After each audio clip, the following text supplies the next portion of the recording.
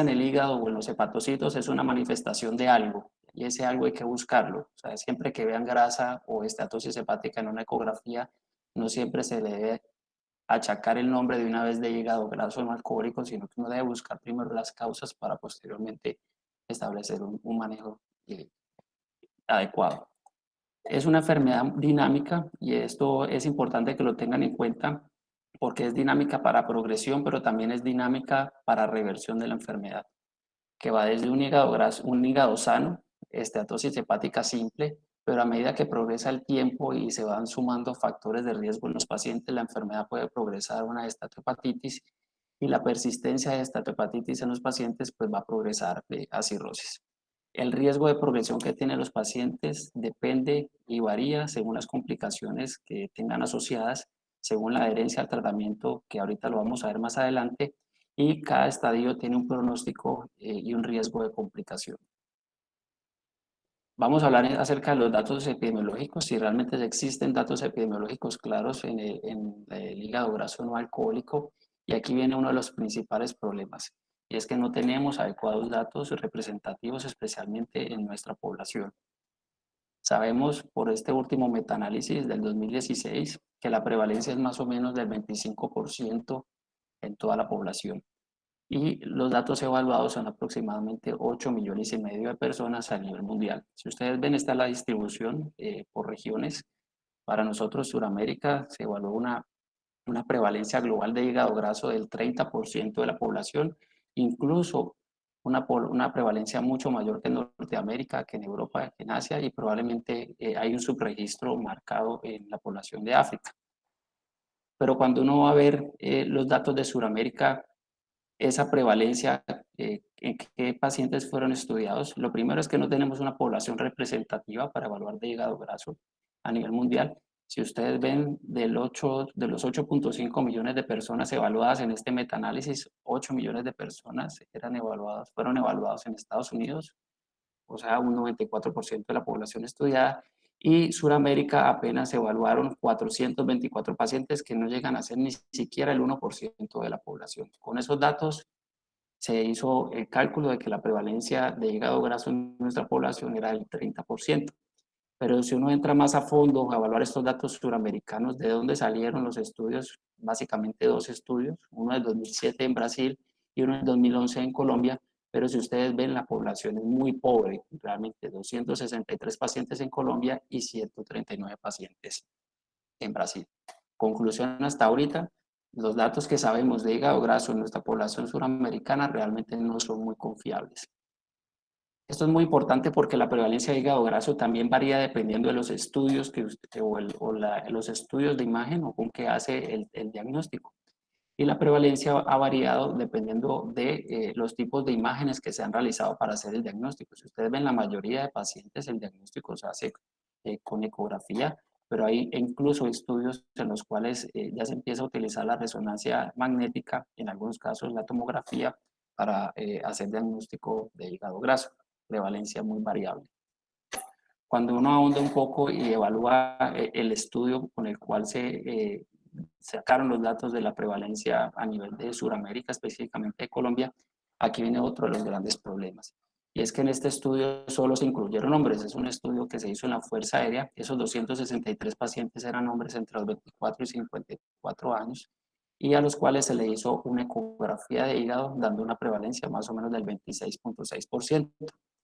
Además, es una población que está sesgada, realmente son datos que están sesgados porque el 48% de los pacientes evaluados en esta muestra tenían síndrome metabólico y esto estaba relacionado obviamente con una resistencia a la insulina.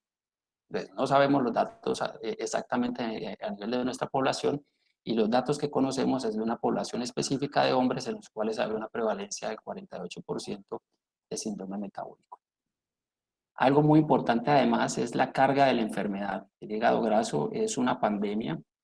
Si ustedes ven, si sacamos la prevalencia mundial del 24.1% en una población como la de Estados Unidos, que es de aproximadamente 320 millones de habitantes, pues habrían más o menos 96 millones de personas con hígado graso a nivel mundial.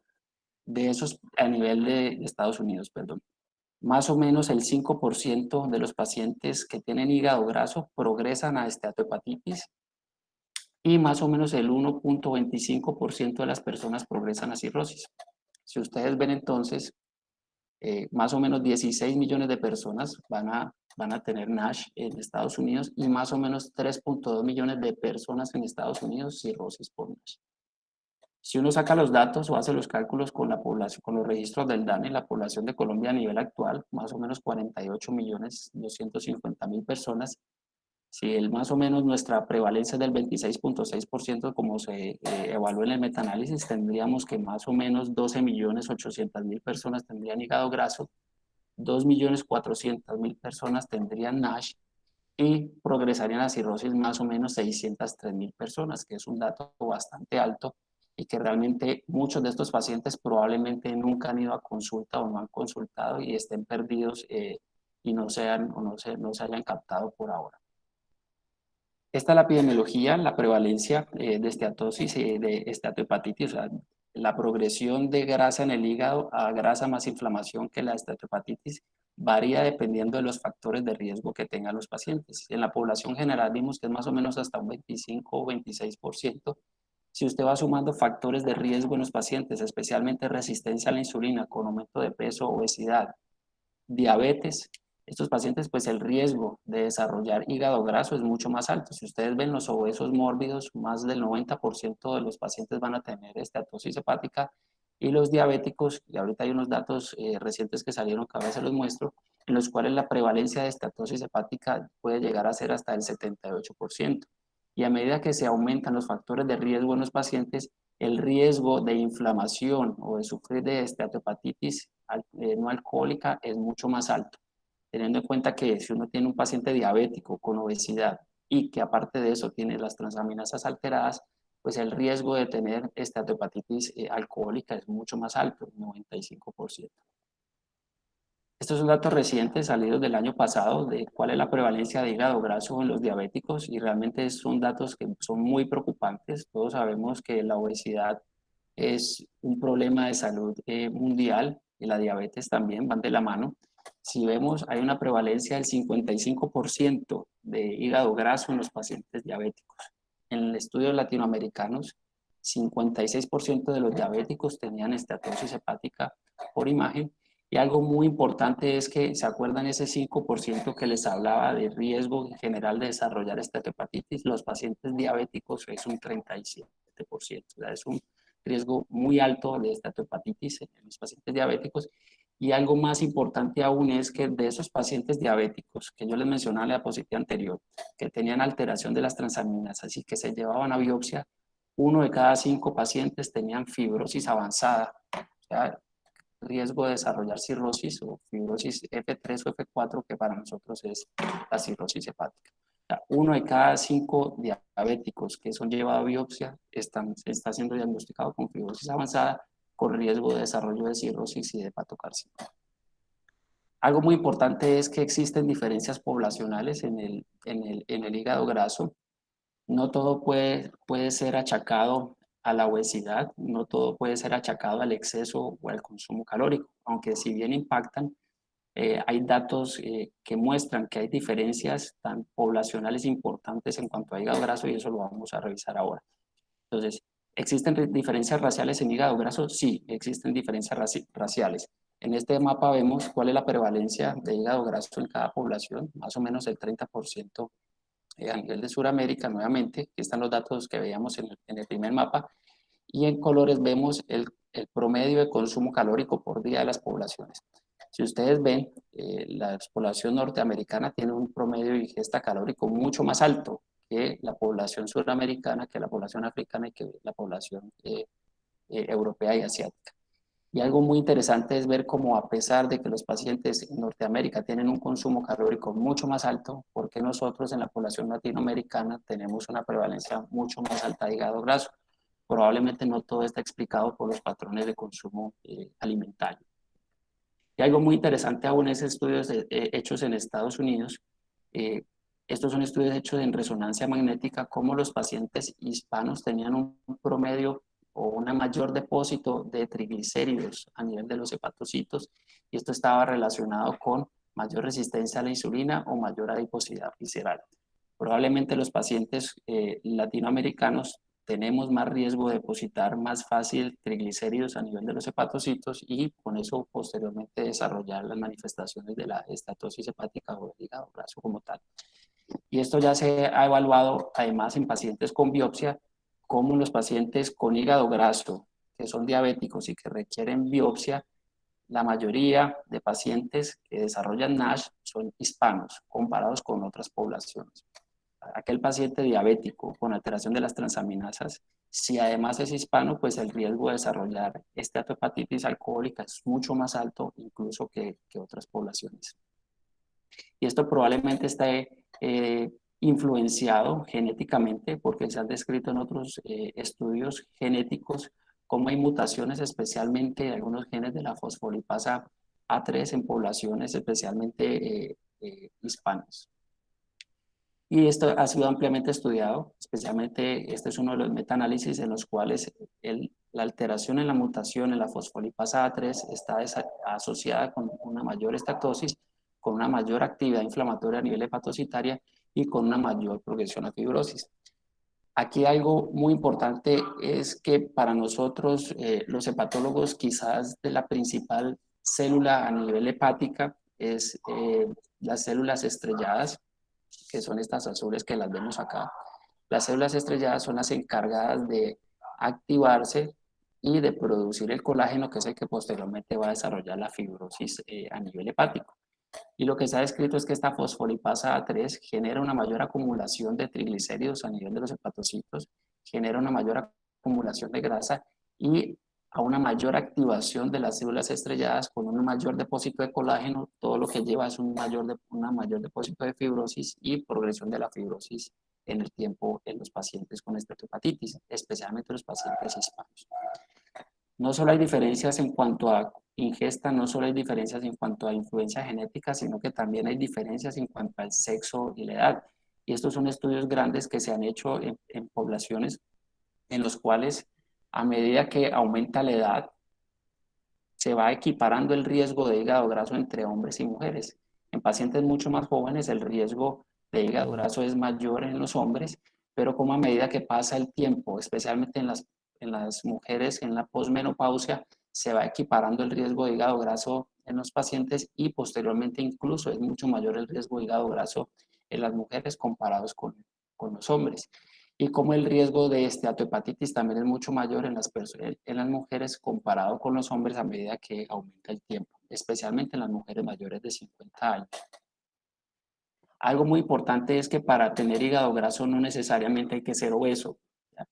Eh, a medida que aumenta el índice de masa corporal, pues el riesgo de desarrollar hígado graso es mucho mayor, ¿ya? Pero algo muy importante es que los pacientes que están en peso ideal o que no tienen sobrepeso también tienen riesgo de hígado graso, que es menor, más o menos el 8%. Y se ha encontrado que los pacientes que no son obesos o no tienen sobrepeso, sí tienen obesidad visceral, resistencia a la insulina, diabetes o hipercolesterolemia, pues tienen mayor riesgo de desarrollar hígado graso comparado con los pacientes que no tienen estas condiciones y que están en peso adecuado. O sea, no todo es explicado también por el sobrepeso, no todo es explicado por genética, no todo es explicado por el sexo, no todo es explicado por la raza. Como vamos viendo, hay una serie de factores muy amplios que van influyendo en el riesgo de desarrollar hígado graso y de progresión en las personas. Entonces, aquellos pacientes que tienen más resistencia a la insulina, que son diabéticos, hipertensos, hipercolesterolémicos, pues tienen mayor riesgo de desarrollar hígado graso independientemente de que estén o no en sobrepeso. Esto es lo mismo que les estaba hablando. El riesgo, especialmente en los pacientes, es cuando tienen diabetes o obesidad y cuando van sumando factores de riesgo que son acumulativos para el desarrollo de hígado graso y esteatohepatitis. Algo muy importante también que se encontró, estos son datos del año pasado, es que los pacientes que tienen esteatohepatitis o hígado graso, independientemente de que sean no obesos, el riesgo de mortalidad es mucho mayor, especialmente obviamente en los pacientes que tienen esteatosis hepática y que progresan a estatohepatitis, con un riesgo aumentado hasta 1.5 veces y mortalidad cardiovascular hasta 2.4 veces. Entonces hay varios cofactores asociados a la progresión. Ya sabemos que está el sexo, ya sabemos que está la raza, ya sabemos que no es solo la ingesta calórica, también está la edad, pero si los pacientes además acumulan otros factores de riesgo para el daño hepático, pues la progresión del desarrollo de la enfermedad hepática, especialmente la cirrosis y cáncer de hígado, pues va a ser mucho más rápida, especialmente en aquellos pacientes que consumen alcohol, que tienen algunas alteraciones genéticas, especialmente hemocromatosis, los problemas del hierro, o aquellos pacientes que además asociados pues tienen una ingesta calórica mucho más alta. ¿Cuál es el curso realmente del hígado graso? ¿Por qué hablamos tanto y por qué nos preocupa tanto esta enfermedad? Lo primero que hay que tener en cuenta es que si metemos en una bolsa 100 pacientes con hígado graso, si ustedes ven, más o menos solo el 1 al 2% de los pacientes se van a morir de causas relacionadas con el hígado o van a requerir trasplante hepático. Y más o menos el resto de los pacientes, hasta el 98% de los pacientes, tienen una muerte que no está relacionada con el hígado. La progresión o los desenlaces del hígado graso son a largo plazo. Más o menos a 20 años, 5 pacientes o 5% desarrollan cirrosis y de estos más o menos el 60-70% tienen descompensaciones en los siguientes años. Algo muy importante es que los pacientes de estos 100 pacientes que tienen hígado graso, el 95% no desarrollan enfermedad hepática, ¿ya? Y la carga de la enfermedad realmente va a estar dada por otras enfermedades diferentes al hígado, porque estos pacientes generalmente tienen otras condiciones, diabetes, obesidad, enfermedad renal, riesgo cardiovascular elevado, que son las principales causas de mortalidad en los pacientes con hígado graso. Entonces, ¿cuál es el impacto de esta enfermedad? Hay que evaluarla como una enfermedad sistémica. Está asociada con una condición proinflamatoria a nivel del todo el organismo y estas son las condiciones con las cuales se ha asociado el hígado graso. Si ustedes ven aquí, es una enfermedad sistémica en la cual el riesgo cardiovascular ejerce un papel muy importante de pronóstico en ellos. Actualmente el hígado graso es la principal causa de trasplante de hígado en Estados Unidos, especialmente en mujeres. Estos son datos un poco más viejos que se evaluaron hasta el 2015, en los cuales la hepatitis C seguía siendo la principal causa de trasplante en el mundo, pero con el advenimiento de las nuevas terapias antivirales en la cual la posibilidad de cura de la hepatitis C es más o menos del 95% o más, la curación de la hepatitis C ha permitido que el número de trasplantes de hígado indicados por hepatitis C esté disminuyendo y el NASH o la estatohepatitis vaya aumentando, como lo vemos acá en esta línea, para el 2015, pero en datos recientes que se han publicado, ya la primera causa de trasplante de hígado en Estados Unidos, especialmente en las mujeres. Y algo que preocupa mucho, además, y vamos a ver primero la gráfica de la derecha, es que el riesgo de desarrollar cáncer de hígado en pacientes con estatohepatitis, si ustedes ven, en los últimos 18 años ha subido o se ha multiplicado por 12. El problema es bastante grave. Si ustedes ven, la proporción de pacientes con hepatocarcinoma o desarrollo de cáncer de hígado en hepatitis virales, como hepatitis B y hepatitis C, ha subido más o menos 4 veces, pero esta es incluso 3 veces mayor que el riesgo de desarrollar cáncer por las hepatitis virales. Y aquí vemos la prevalencia de hepatocarcinoma en pacientes que están en lista de espera en Estados Unidos. Esta etiología es hepatitis C, cómo ha disminuido la población de hepatocarcinomas en hepatitis C y cómo el NASH viene aumentando. Es un problema que está latente y que es la principal causa de trasplante en Estados Unidos y es una de las principales causas y que viene aumentando de desarrollo de cáncer de hígado a nivel mundial.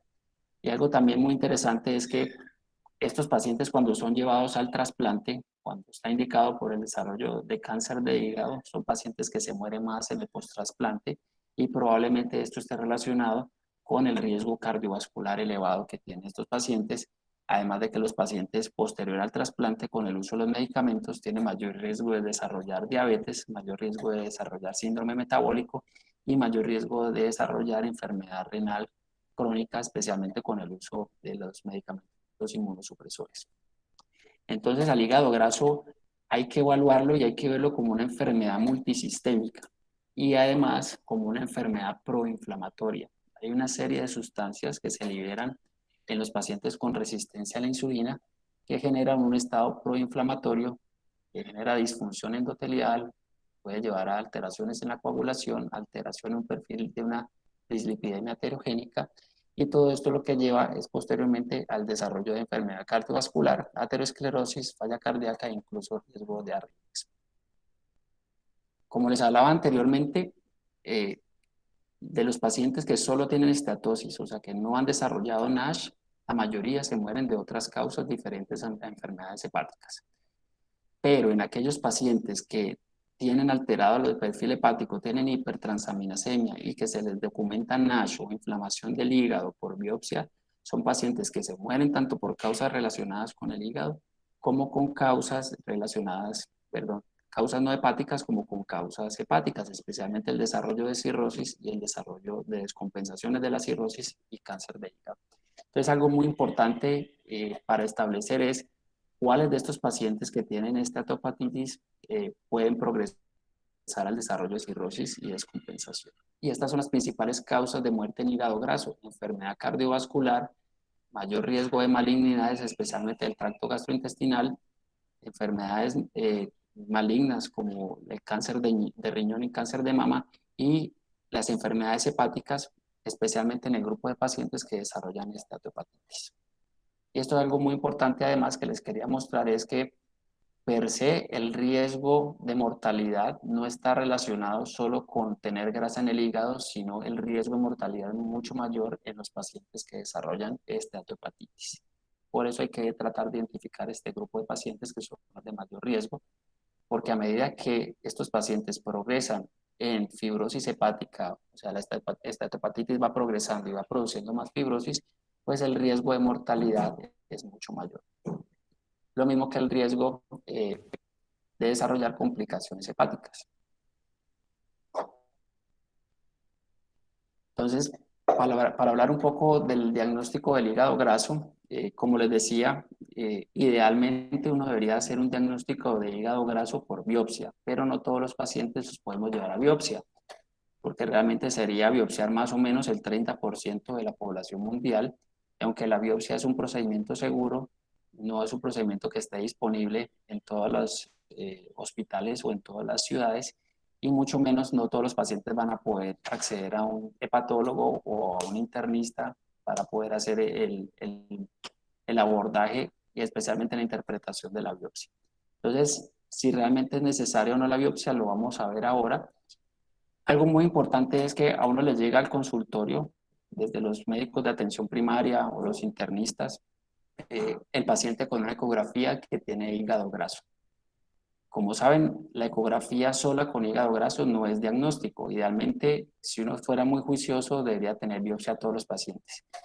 ¿Por qué sería bueno tener biopsia? Porque nos ayuda a esclarecer el espectro histológico que va desde la sola esteatosis o grasa en el hígado, la esteatopatitis, que es el marcador de pronóstico y de mortalidad en los pacientes, y el desarrollo de fibrosis o no, porque nos ayudaría a establecer el grado de actividad inflamatoria y el grado de fibrosis. Sin embargo, nos ayuda además, perdón, a esclarecer otras causas de probablemente esteatosis e inflamación en el hígado, como la hepatitis B, la hepatitis C, hepatitis autoinmune, enfermedad de Wilson y hepatotoxicidad. Sin embargo, es un procedimiento que no está disponible en todas las ciudades, y además, si uno habla de probabilidad pretest de cuántos pacientes podría identificar con NASH, realmente depende de los factores de riesgo. Entonces, aquí una de las enseñanzas es, cuando le llegue un paciente con hígado graso por imagen, lo primero que uno debe hacer es evaluar otras causas de posible esteatosis hepática. Entonces, un buen perfil de hepatitis B, hepatitis C, evaluar la posibilidad de que tenga hepatitis autoinmune o no, dependiendo de los factores de riesgo y de cómo se presenten los exámenes alterados o no, otras enfermedades como enfermedad de Wilson, hemocromatosis, los pacientes deberían tener al menos una ferritina, y obviamente preguntar si tiene medicamentos que son hepatotropos o no. Con esto uno empieza a descartar otras causas de esteatosis hepática y si no tiene otras causas de esteatosis y tiene riesgo de enfermedad hepática o de hígado graso porque es obeso, porque es diabético, porque es hipertenso y tiene alteración de las transaminasas, uno debe evaluar cuál es el riesgo real de que el paciente tenga NASH para saber si el paciente va a necesitar o no una biopsia hepática. Además, ¿por qué no se biopsian todos los pacientes? Porque a pesar de que se tiene la certeza del diagnóstico, hasta el momento hay ausencia de tratamientos efectivos, diferentes al control de los factores de riesgo para la enfermedad y porque además ya disponemos de unos métodos no invasivos para evaluar el grado de fibrosis y que nos permiten acercarnos mucho más al diagnóstico real de los pacientes y tratar de así evitar la realización de biopsia hepática. Entonces existen unos métodos no invasivos para el diagnóstico de la fibrosis. Como les decía, es muy importante en los pacientes con hígado graso evaluar el grado de fibrosis porque es uno de los factores pronósticos y son predictores de riesgo en los pacientes. Hay unos predictores clínicos que podemos utilizar. Estos son unos parámetros bioquímicos básicos que deberíamos evaluar en los pacientes, las transaminasas, las plaquetas, la albúmina, saber si tiene o no resistencia a la insulina, índice de masa corporal y la edad. Con esto podemos hacer cálculos o unas herramientas no invasivas que incluso hay en internet. Aquí vemos lo primero, este es el NAFLD Fibrosis Score, hay otro que se llama el FIB4, hay otro que se llama BART, que han sido ampliamente estudiados y que tienen un buen rendimiento para acercarse hacia el grado de fibrosis en el hígado. Entonces, les voy a mostrar el primero. Este es el NAF Fibrosis Score.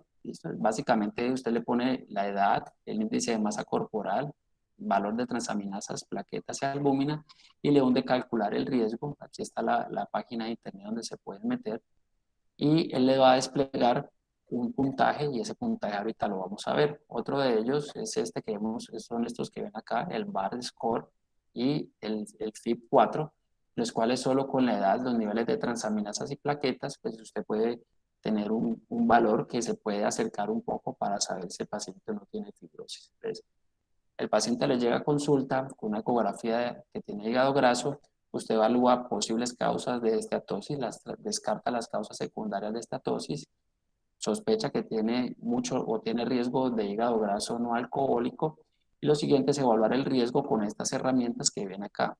Como vemos, con un perfil bioquímico básico, con pesar, medir al paciente y con la edad nos podemos acercar un poco al riesgo. Y con eso, básicamente lo que hacemos es hacer un cálculo. Aquí vemos el primer score con los resultados que nos da.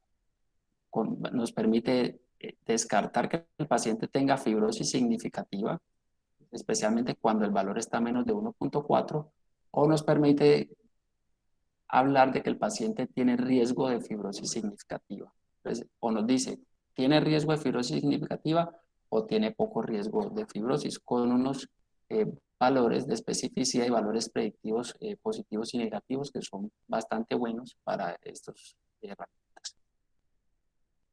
Otros métodos importantes para evaluar el grado de fibrosis es el uso de la elastografía hepática. La elastografía lo que hace es evaluar el grado de fibrosis o de dureza en el hígado. Hay varios métodos en los cuales está el FibroScan, que últimamente ha jugado o juega un papel muy importante y que ya tenemos disponible en la ciudad, el FibroScan. También se puede hacer elastografía hepática por ecografía y también se puede hacer elastografía por resonancia. Hay varios métodos, acá en Cali tenemos todos, pues donde yo laboro en la Fundación Valle de Lili, tenemos disponible la elastografía por ecografía, tenemos disponible el FibroScan y pues también está disponible la elastografía por resonancia, pero obviamente son métodos, especialmente la resonancia, que es mucho más costoso. Y este es el FibroScan, que básicamente lo que hace es evaluar la fibrosis hepática y se hace una onda, como un golpe pequeño que no, pues no duele realmente a nivel del hipocondrio derecho. Lo que va a hacer es que manda una onda hacia el hígado y luego posteriormente la onda se devuelve y es medida por el FibroScan y con eso evalúa el grado de fibrosis hepática. Esto se gradúa con kilopascales y dependiendo del valor de los kilopascales, pues a mayor kilopascales el paciente tiene mayor riesgo de fibrosis hepática. Entonces, con todos estos datos, cuando uno tiene un paciente que le llega a la consulta con esteatosis hepática, usted trata de evaluar el riesgo del paciente. Nuevamente, ¿el riesgo de qué? El riesgo de desarrollar estatohepatitis, riesgo de tener fibrosis en el hígado, que son los marcadores de mortalidad. Entonces, usted establece, el paciente tiene bajo riesgo, riesgo moderado, riesgo alto, dependiendo de este perfil, de índice de masa, de la edad, si tiene un nuevo síndrome metabólico, de los scores de riesgo. Y con esto, si el paciente tiene bajo riesgo, básicamente es seguimiento y control de los factores de riesgo, pero en aquellos pacientes de riesgo moderado o pacientes con riesgo alto, pues básicamente estos pacientes estaría indicado la realización de la biopsia para un adecuado diagnóstico. Entonces, si ustedes ven, uno llega a la biopsia de hígado en los pacientes con hígado graso, cuando ya descartado otras causas de esteatosis hepática, y muy importante cuando usted ha establecido el riesgo de complicaciones como estatohepatitis y riesgo de fibrosis. En aquellos pacientes que tienen mayor riesgo, riesgo moderado o alto, son pacientes que se les debería hacer la biopsia hepática.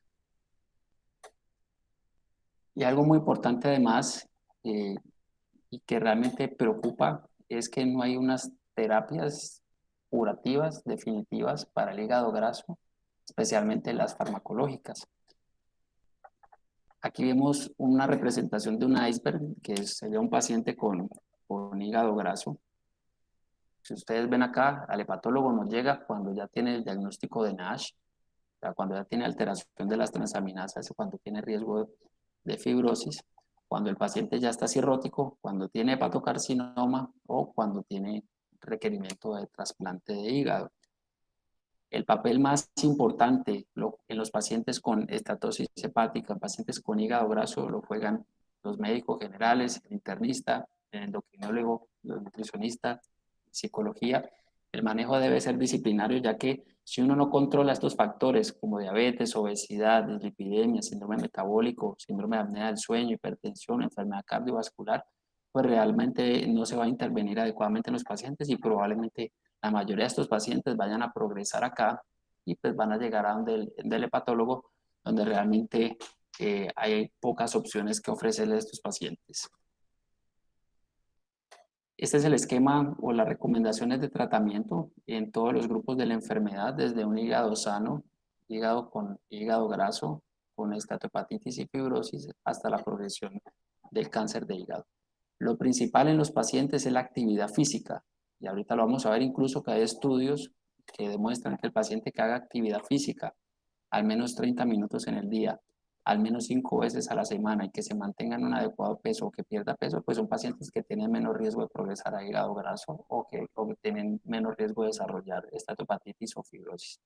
Algo muy importante es que el paciente debe entrar en un déficit calórico de al menos 500 calorías al día con un consumo bajo de grasas y de carbohidratos. Y se recomienda la dieta mediterránea en estos pacientes, además del poco consumo de fructosa.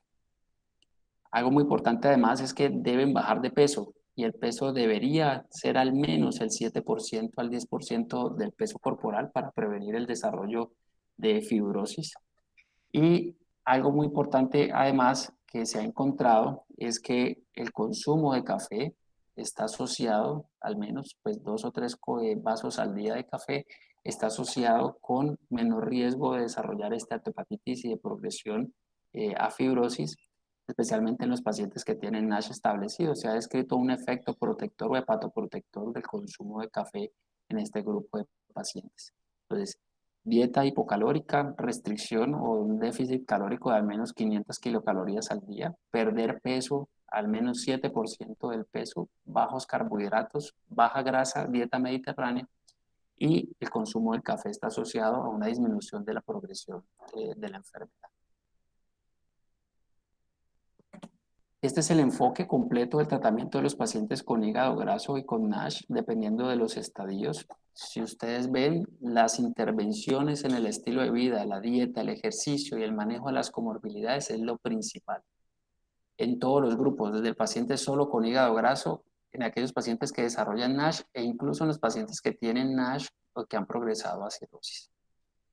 La pérdida de peso puede ser lograda por cirugía bariátrica pero hay que tener en cuenta que el hígado graso no es una indicación de cirugía bariátrica. Nos ayuda bastante, sí, sobre todo en los pacientes que cumplen las indicaciones para cirugía bariátrica, pacientes diabéticos con obesidad al menos grado 2 o pacientes con obesidad mórbida. Aquellos pacientes que logran perder peso con cirugía bariátrica está asociada a una menor o una mayor resolución del hígado graso.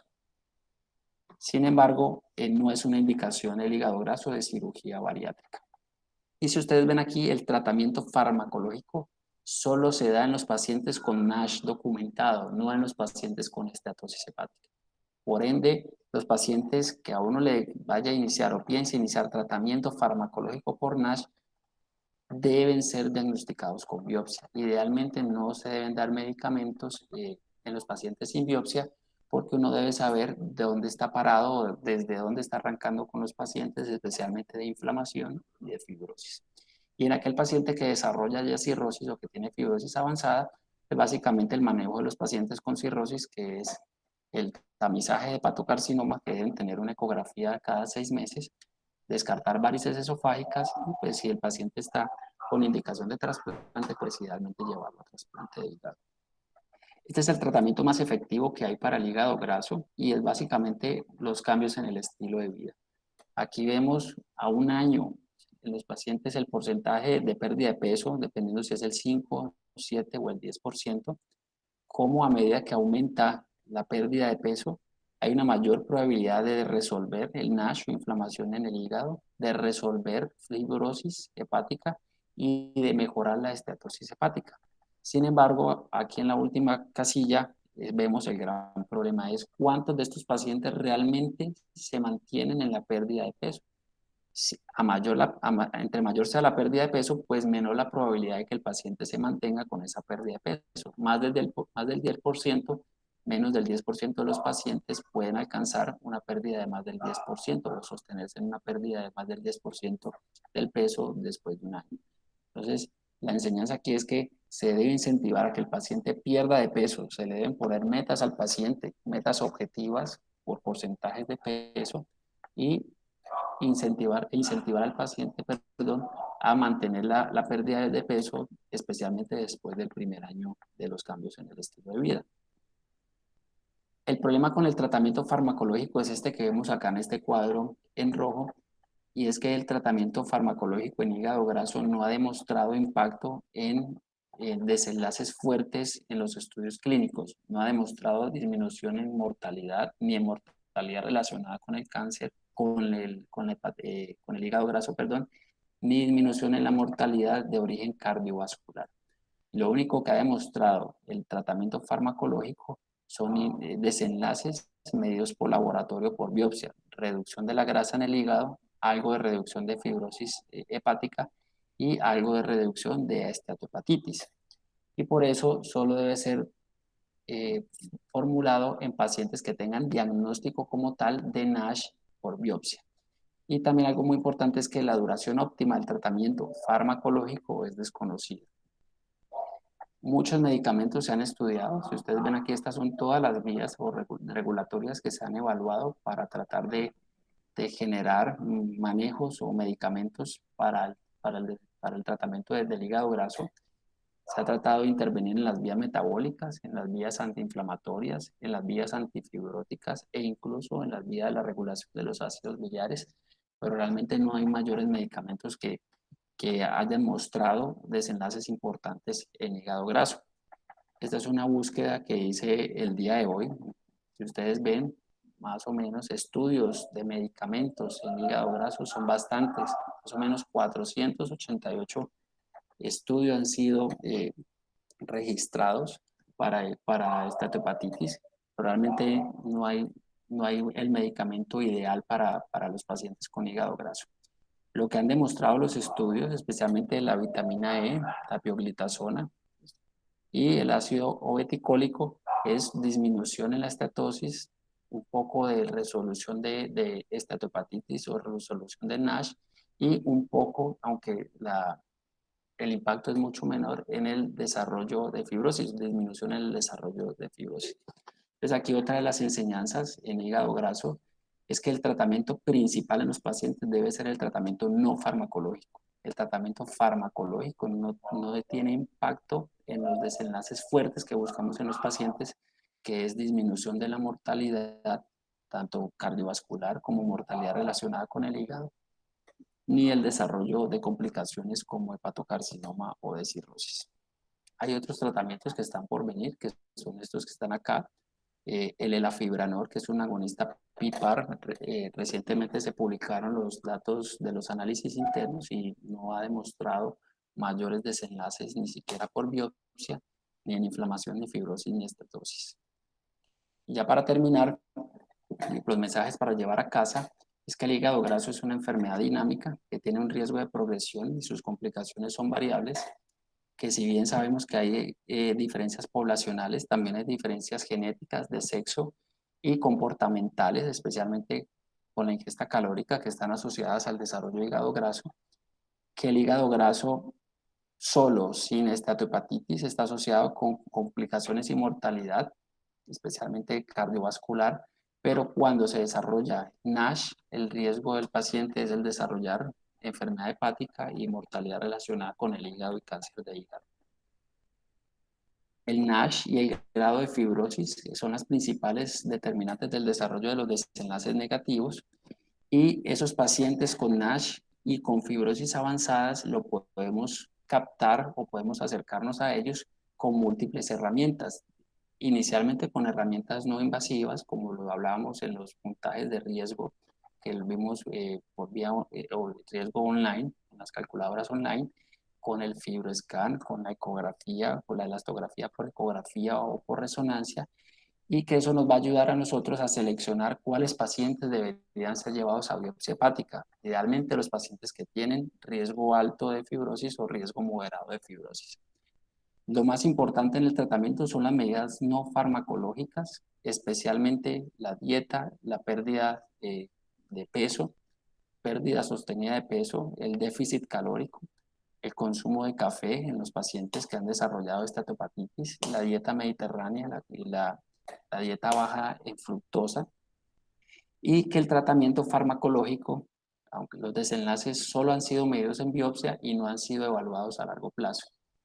Hay una práctica muy usual que es enviarle vitamina E a los pacientes sin ni siquiera tener biopsia. Los datos de vitamina E en el estudio que se realizó mostró disminución de estatosis y de estatohepatitis, poco disminución de fibrosis. O sea que cuando se utiliza vitamina E hay que tener, o hay que decirle al paciente que no es un medicamento, pues que no es la panacea, no es un medicamento maravilloso, que solo le va a ayudar un poco a mejorar los desenlaces en exámenes o en biopsia, pero que si los pacientes no cambian sus estilos de vida, no pierden peso, no se cuidan, no se controlan la diabetes, no se controlan la obesidad, pues probablemente los medicamentos no le van a servir.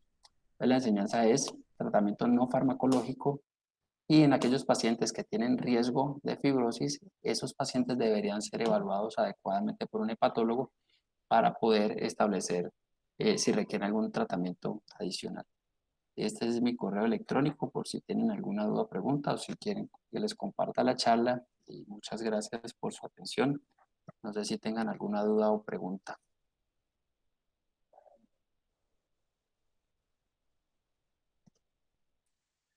Bueno, queremos agradecerte, doctor Sebastián Díaz, por tan excelente ponencia. En realidad este tema es muy importante para nosotros, tanto para los médicos internistas como nuestros médicos que están en formación. Y pues yo sí tenía una pregunta, y la pregunta es, eh, ¿cuáles son los criterios que yo debo tener en cuenta en realidad para que el paciente tenga eh, las indicaciones para un trasplante hepático definitivamente? O sea, cuando ya digo el tratamiento farmacológico, el tratamiento no farmacológico no fue exitoso y este paciente debe ser llevado a una lista de trasplante. Pues, lo primero es que los pacientes, las indicaciones de trasplante son claras, son los pacientes que desarrollan cirrosis y complicaciones de la cirrosis, especialmente complicaciones que no se puedan manejar médicamente.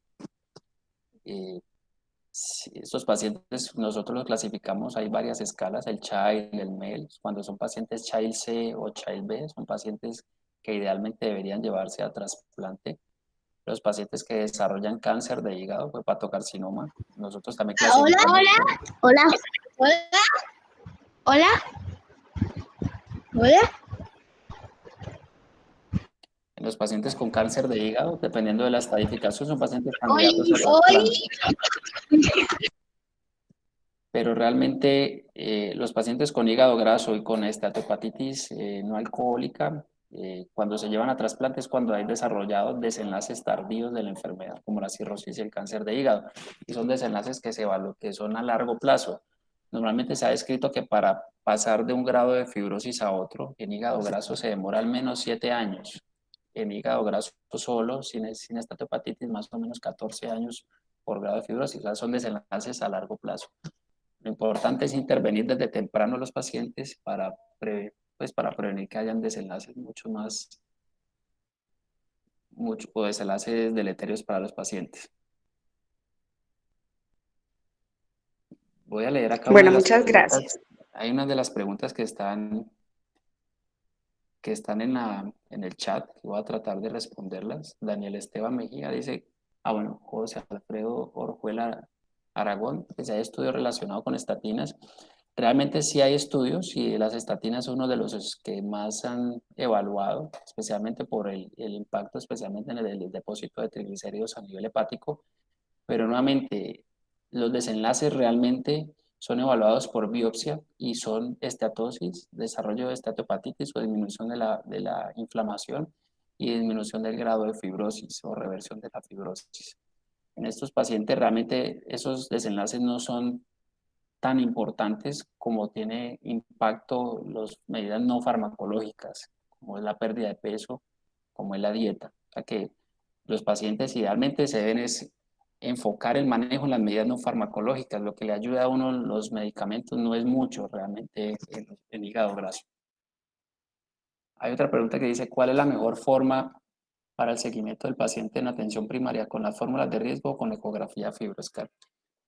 Si uno tiene un paciente diagnosticado con ecografía hígado graso y usted sabe o ha descartado que no hay causas secundarias de estatosis hepática, usted puede al paciente evaluar con los scores no invasivos, con las herramientas no invasivas. Esas herramientas no invasivas, como el NAF, el de fibrosis score, como el FIB4, le permiten a usted establecer cuál es el riesgo de fibrosis en los pacientes. O sea, le dice riesgo o tiene bajo riesgo o tiene riesgo alto. En los pacientes de bajo riesgo le permite a usted con seguridad o con un alto porcentaje de seguridad de que el paciente tiene bajo riesgo de fibrosis y no debería hacerle un fibroscan.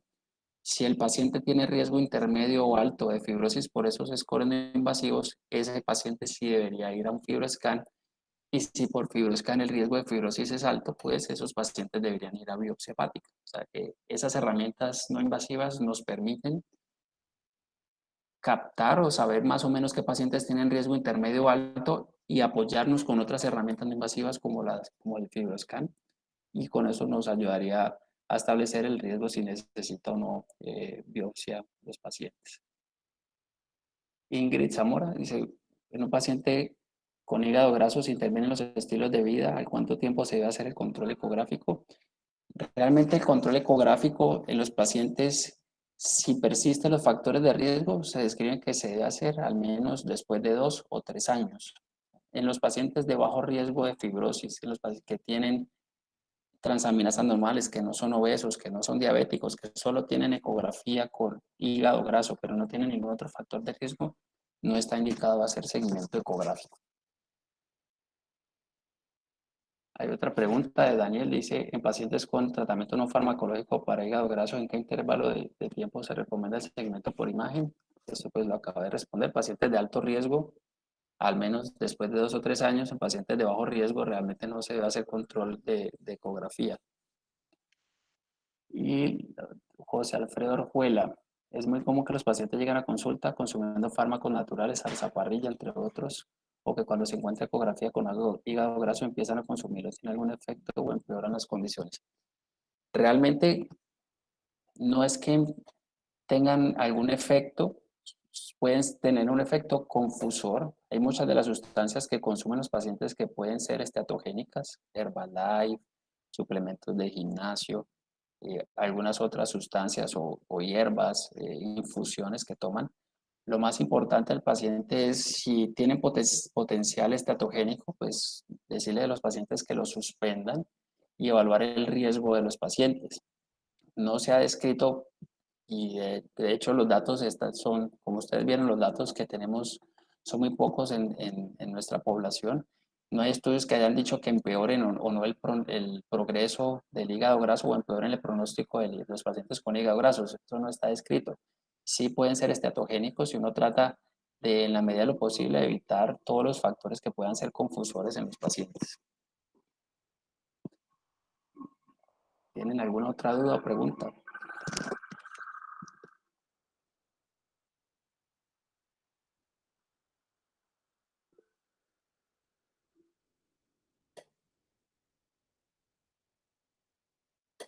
Bueno, aquí dice Natalia reveló si está indicado el uso de vitamina C o el uso de antioxidantes. Realmente no hay evidencia de que avale el uso de la vitamina C en los pacientes con hígado graso. Hasta ahora no hay ninguna evidencia y nuevamente la evidencia de los tratamientos farmacológicos solo tienen impacto en biopsia o impacto en examen, no impactos que es lo que uno idealmente busca, como el desarrollo de complicaciones cardiovasculares y de complicaciones a nivel hepático. ¿Cuándo se debe remitir a hepatología?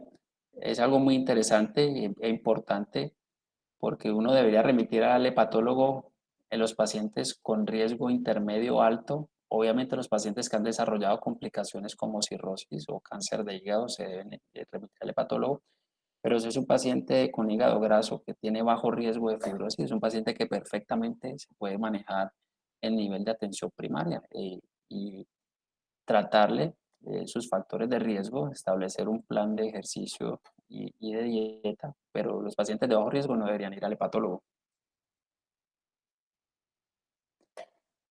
Catalina Noriega, ¿se sospecha hígado graso con factores de riesgo o hay otros datos que nos lleven a sospecharlos?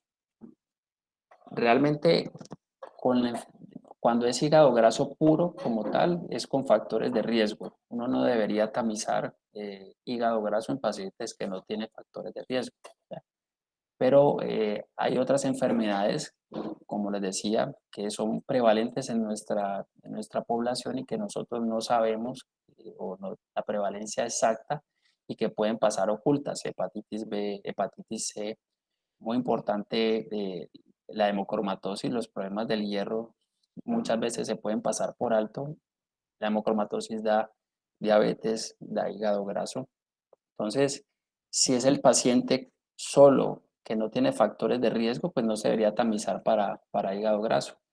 Pero siempre se debe hacer una búsqueda acuciosa en los pacientes de otros factores de riesgo para enfermedades hepáticas y en esos tipos de pacientes sí se deberían buscar como hepatitis B, hepatitis C. Cuando ya van sumando factores como la obesidad, la diabetes, dislipidemia, esos pacientes sí deberían tamizarse para hígado graso y obviamente con las transaminasas y toda la bioquímica hepática para establecer el riesgo.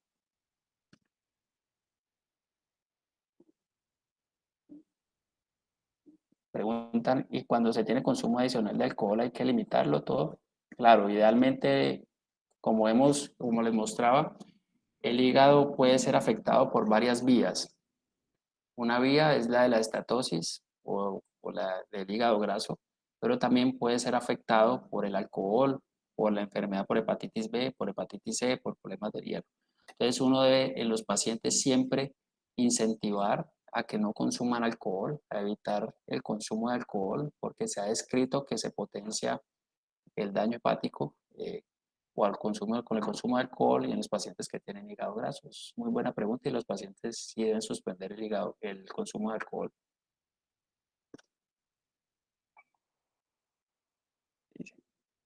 Dice, para un paciente que se sospecha hígado graso y al examen físico presenta esplenomegalia, ¿es mejor esperar el diagnóstico hepático para comenzar a tratar la esplenomegalia? Pues lo primero que hay que buscar es que la esplenomegalia no esté asociada con hipertensión portal. Entonces, en ese paciente lo primero que hay que hacer es que descartar que no tenga fibrosis avanzada o que no tenga cirrosis. Si usted tiene... Oli, hola. Hola. Hola. Hola. Hola. Si usted tiene un paciente que tiene hígado graso y tiene esplenomegalia, evalúe bien el perfil hepático, evalúe bien los factores de riesgo que tiene. El paciente debería tener una buena imagen de hígado o una buena elastografía o un fibroscan para evaluar el grado de fibrosis. Hay que descartar que esa esplenomegalia no sea secundaria a hipertensión portal por fibrosis o cirrosis. Lo primero que hay que hacer es descartar la cirrosis al paciente y después de que usted tenga un diagnóstico claro, pues si es una esplenomegalia por hipertensión portal, no requiere ningún manejo específico, solo manejo de la hipertensión portal y la cirrosis. Si es una esplenomegalia diferente, pues ya se debe hacer el enfoque y el manejo de la esplenomegalia como tal. No sé si tengan alguna otra duda o pregunta.